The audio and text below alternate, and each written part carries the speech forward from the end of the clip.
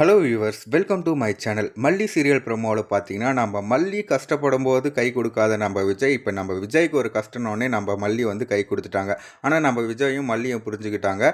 இதுக்கப்புறம் வர பிரச்சனையை கண்டிப்பாக பந்தாட போகிறாங்க நம்ம மல்லியும் விஜயும் சேர்ந்துட்டு. ராஜேஸ்வரி என்ன தான் பண்ணாலையும் நம்ம மல்லியும் விஜய் இருக்கிற வரைக்கும் கண்டிப்பாக அந்த சொத்தை மறுபடியும் எடுக்க போகிறாங்க. ஆனால் இப்போதைக்கு நிலைமைக்கு நம்ம வெண்பாவுக்கு ஃபீஸ் கட்டணும், அப்புறம் வேலை கிடைக்கணும். ஆனால் நம்ம விஜய் பார்த்திங்கன்னா வட்டிக்கு தான் பணம் வாங்கியிருக்காங்க. அது ஒன்றும் தெரியல.